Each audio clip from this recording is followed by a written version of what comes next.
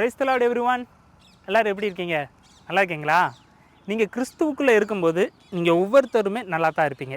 இன்றைக்கான வீடியோவில் நம்ம எதை பற்றி பார்க்க போகிறோன்னா, நீதிமான்களுக்கு கிடைக்கும் 60 ஆசீர்வாதங்களை பற்றி தான் இன்றைக்கி நம்ம பார்க்க போகிறோம்.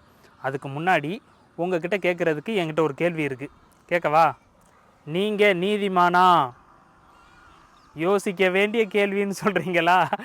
என்னுடைய வாழ்க்கை முறையை பார்த்தா அப்படிலாம் தெரியலை பிரதர். நான் நல்ல காரியங்களை செஞ்சு ரொம்ப நாள் ஆச்சு, அதனால் நான் ஒரு நீதிமானா இல்லையா அப்படின்றது கூட எனக்கு தெரியலை, நிச்சயமாக நான் நீதிமானாக இருக்க முடியாது அப்படின்னு சொல்கிறீங்களா? அப்படின்னா இந்த வீடியோ உங்களுக்கு தான். கண்டிப்பாக இந்த வீடியோவை நீங்கள் முழுசாக பார்த்து கிறிஸ்துவுக்குள்ளே உங்களுக்கு இருக்கும் ஆசீர்வாதங்களை நீங்கள் தெரிஞ்சிருக்கணும். இப்போ பைபிள் சொல்லுது, ரோமர் 3:10 சொல்லுது, அந்தபடியே நீதிமான் ஒருவனாகிலும் இல்லை அப்படின்னு வசனம் சொல்லுது.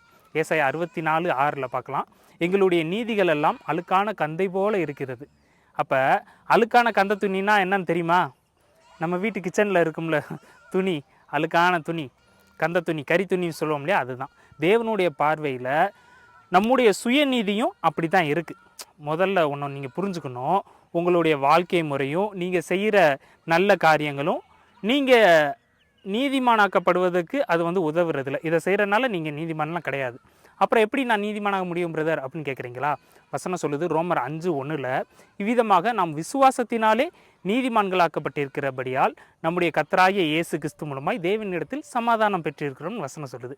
ரோமர் 3:22 அது இயேசு கிறிஸ்துவை பற்றும் விசுவாசத்தினாலே பலிக்கும் தேவ நீதியே, விசுவாசிக்கிற எவர்களுக்குள்ளும் எவர்கள் மேலும் அது பலிக்கும், வித்தியாசமே இல்லைன்னு வசனம் சொல்லுது.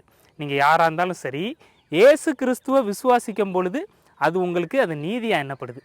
நீங்கள் இயேசு கிறிஸ்துவை சொந்த இரட்சகராக ஏற்றுக்கிட்டு அவரை விசுவாசிக்கிறீங்களா? இந்த கேள்வியை உங்களை நீங்களே கேட்டுப்பாங்கவே. நீங்கள் விசுவாசிக்கிறேன் பிரதர் அப்படின்னு நீங்கள் சொன்னீங்கன்னா நீங்கள் நீதிமானாக்கப்பட்டு விட்டீங்க. இப்பொழுது நீங்கள் உங்களை நீதிமான் விசுவாசிக்கிறீங்கல்ல, அப்படின்னா இந்த வீடியோ உங்களுக்கு தான். நீதிமான்களுக்கு, அதாவது நீதிமான்களாக இருக்கிற உங்களுக்காக கிடைக்கிற 60 ஆசீர்வாதங்களை பற்றி தான் இந்த வீடியோவில் நம்ம பார்க்க போகிறோம். இந்த வீடியோலையும் 60 ஆசீர்வாதங்களை நீதிமொழிகள் புஸ்தகத்தில் இருந்து மட்டும் நான் எடுத்து பேசியிருக்கேன். நீங்கள் அதை கேட்டு பிரயோஜனம் அடைஞ்சுக்கோங்க. ஒவ்வொன்றா பார்க்கலாம். கர்த்தர் நீதிமான்களை பசியினால் வருந்த விடார். நீதிமான் விரும்புகிற காரியம் அவனுக்கு கொடுக்கப்படும். நீதிமான் என்றும் அசைக்கப்படுவதில்லை. கர்த்தர் நீதிமான்களுக்கென்று மெய் ஞானத்தை வைத்திருக்கிறார். நீதிமான்களுக்கோ நன்மை பலனாக வரும். நீதிமான்களுக்குள்ளே தயை உண்டு. நீதிமான்களோ சிங்கத்தை போல தைரியமாய் இருக்கிறார்கள். நீதிமான்களோட கர்த்தருடைய இரகசியம் இருக்கிறது. நீதிமான் இக்கட்டினின்று விடுவிக்கப்படுவான். நீதிமான் தன் அயலானை பார்க்கிலும் மேன்மையுள்ளவன். நீதிமான் கர்த்தரின் நாமத்திற்குள் ஓடி சுகமாயிருப்பான். நீதிமான் 7 தரம் விழுந்தாலும் திரும்பவும் எழுந்திருப்பான். நீதிமான் தனக்கு திருப்தியாக புசிக்கிறான். நீதிமான் தன் மிருக ஜீவனை காப்பாற்றுகிறான். நீதிமானுடைய பெயர் புகழ்பெற்று விளங்கும்.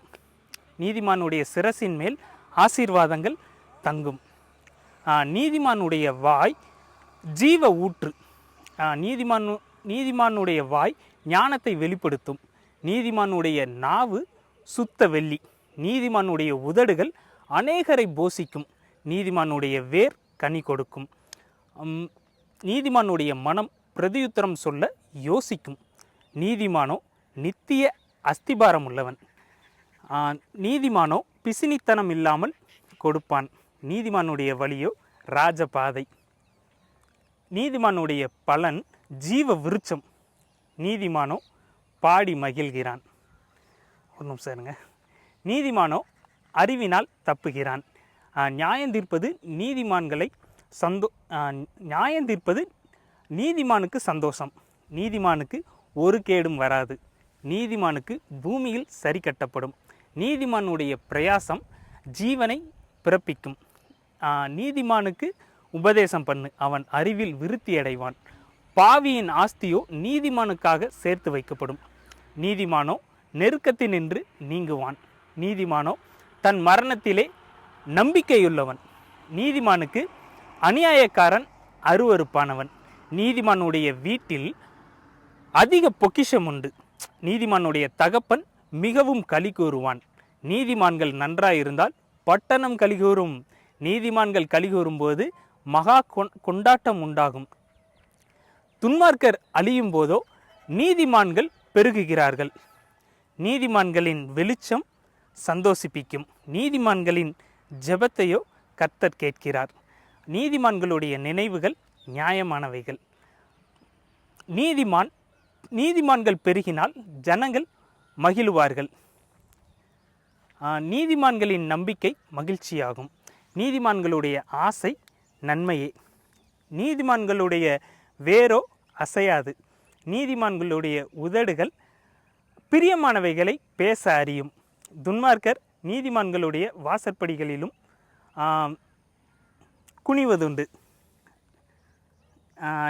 நீதிமான்களோ துளிரை போல தலைப்பார்கள். நீதிமான்களோ துன்மார்க்கர் விழுவதை காண்பார்கள். நீதிமான்களுடைய பாதை நடுப்பகல் வரைக்கும் அதிகமாய் பிரகாசிக்கிற சூரிய பிரகாசம் போல் இருக்கும். நீதிமான்களுடைய வீடோ நிலை நிற்கும். நீதிமான்களுடைய வாசஸ்தலத்தையோ கர்த்தர் ஆசீர்வதிக்கிறார். நீதிமான்களுடைய சந்ததியோ விடுவிக்கப்படும். தன் வழக்கிலே முதல் பேசுகிறவன் நீதிமான் போல் காணப்படுவான். நீதிமான் தன் உத்தமத்திலே நடக்கிறான். நீதிமான் ஏழைகளின் நியாயத்தை கவனித்திருக்கிறான். நீதிமான் பொய்ப்பேச்சை வெறுக்கிறான். நீதிமான்களின் பாதைகளை காத்துக்கொள்வாயாக. அவ்வளோதாங்க. வீடியோவை முழுசாக பார்த்து தேவனுடைய ஆசீர்வாதங்களை நீங்கள் பெற்றுக்கொண்டிருப்பீங்கன்னு நான் விசுவாசிக்கிறேன். மறக்காமல் சேனலை சப்ஸ்கிரைப் பண்ணி வச்சுக்கோங்க. அப்போ தான் அடுத்தடுத்து போடுற வீடியோஸ் எல்லாம் உங்களை வந்து சேரும். இப்போயும் உங்களுடைய கருத்துக்கள் எதுவாக இருந்தாலும் அதை வந்து கமெண்ட் செக்ஷனில் வந்து நீங்கள் மறக்காமல் சொல்லிடுங்க. அதெல்லாம் படித்து பார்க்கவும் ஆசையாக இருக்கேன். அடுத்த வீடியோவில் நம்ம மறுபடியும் சந்திப்போம். வேறு ஒரு நல்ல ஒரு பைபிள் ஸ்டடி கான்செப்டில் வந்து உங்களை சந்திக்கிறேன். கர்த்தர் உங்களை ஆசீர்வதிப்பாராக. ஆமென்.